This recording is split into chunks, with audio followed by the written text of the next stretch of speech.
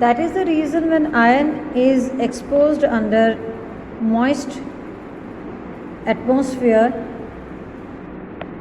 you can find that the brown patches can be seen on iron metallic iron objects.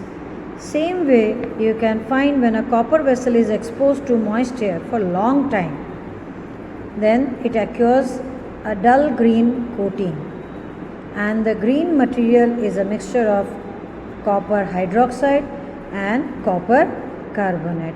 So corrosion takes place in copper as well as in iron if it is left for long time or exposed to moist air for long time, because it reacts with oxygen present in the atmosphere and metallic oxides or hydroxides are formed.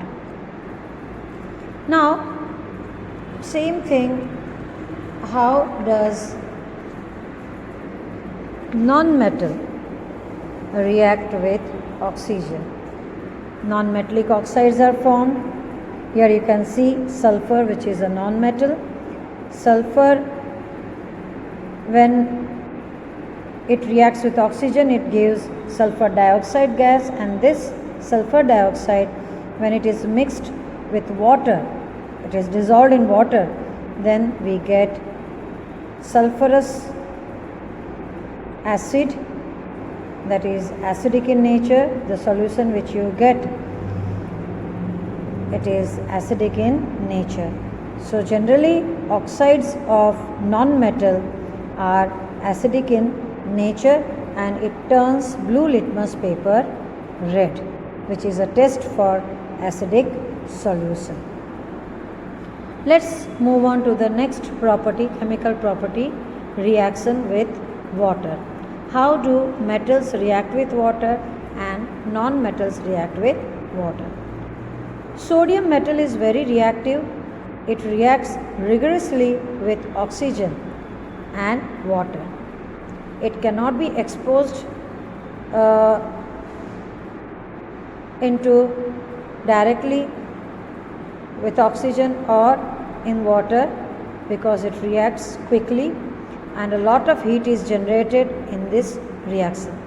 It is therefore stored in kerosene.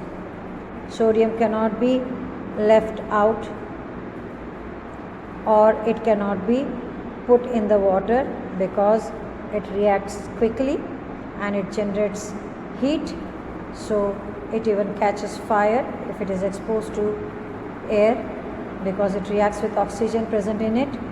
So to avoid accident, sodium metal is stored in kerosene, where it doesn't come in direct contact with water or oxygen.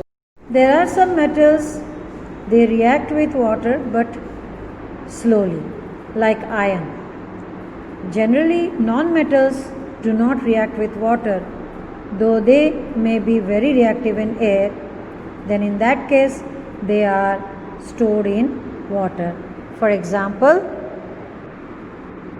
phosphorus is a very reactive non-metal. It catches fire if exposed to air. To prevent the contact of phosphorus with atmospheric oxygen, it is stored in water. It reacts rigorously with the atmospheric oxygen, and so it is stored in water. So non-metals, those are reactive with oxygen, they are stored in water. Now reactions with acids. How do metals and non-metals react with acids? Non-metals do not react with acids, but metals react with acids and produce hydrogen gas that burns with a popping sound. Reactivity of metals with acid is different with different acids. It's not the same. Copper doesn't react with dilute hydrochloric acid even on heating, but it reacts with sulfuric acid. Different acids work differently with the metals. So reaction with base you have seen acids reacting with the metals. Now we will talk about reactions with base. Activity 4.7. Prepare a fresh solution of sodium hydroxide in a test tube by dissolving 3 to 4 pellets, small pieces of it in 5 ml of water. Drop a piece of aluminum foil in it. Bring a burning matchstick near the mouth of the test tube. Observe carefully. Sodium hydroxide is a basic solution in which we are dropping pieces of aluminum foil. And what would be the observation? Observing a popping sound, as before, the pop sound indicates the presence of hydrogen gas. So metals react with sodium hydroxide to produce hydrogen gas.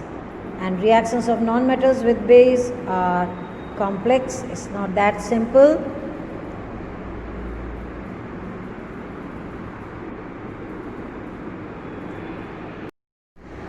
So we saw that when metals react with acid or base, it releases hydrogen gas. Now, displacement reaction. The displacement reaction we can better understand with the example.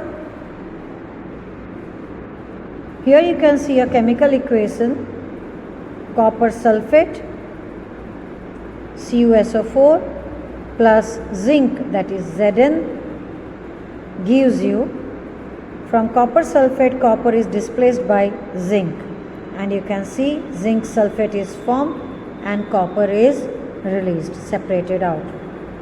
Understood? So this is called displacement reaction. Understood?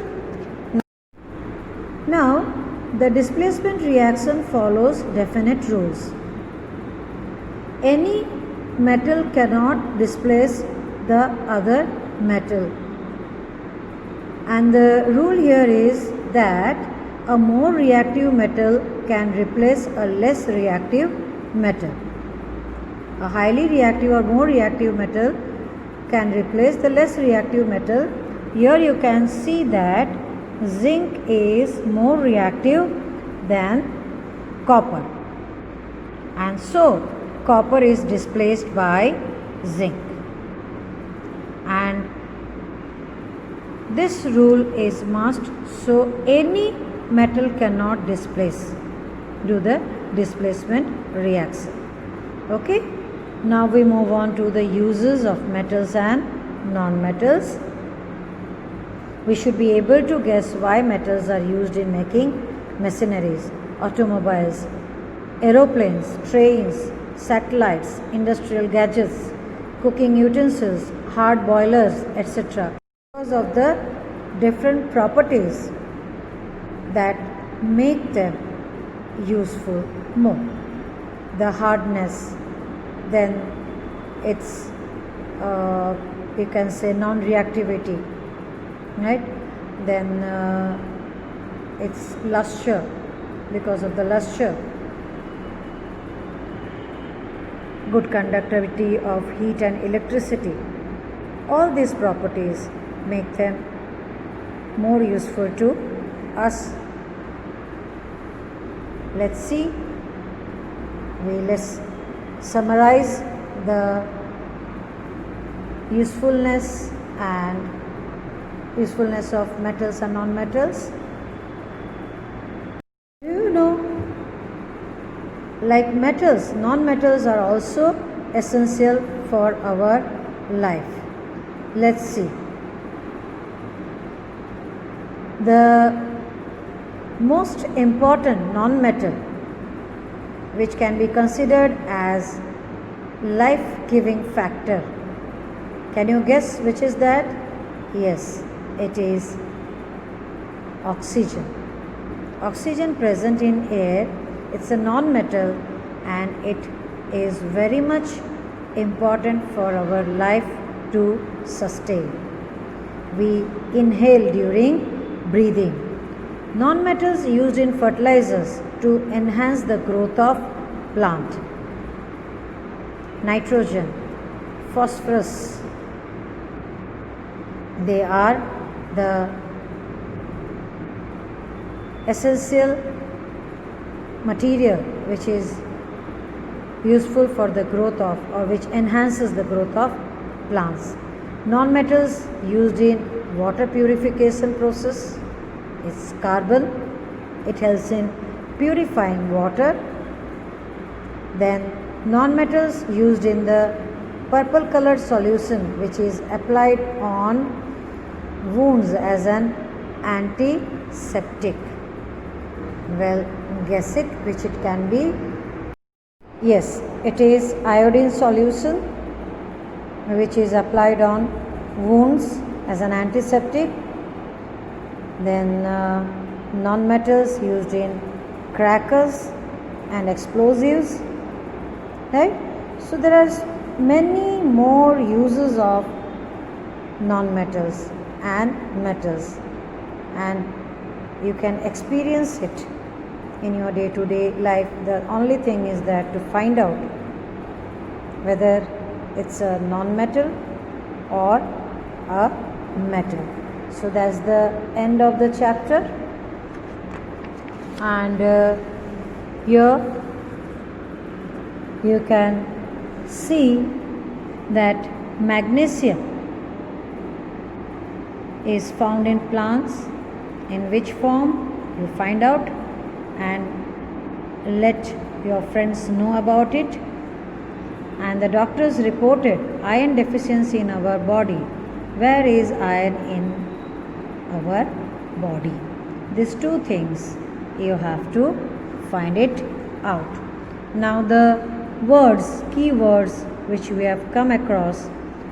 First one is atom, then conductor, displacement reaction, ductility, elements, hardness, malleability, metals, metalloids, non-metals, and sonorous. These are the words which we have come across.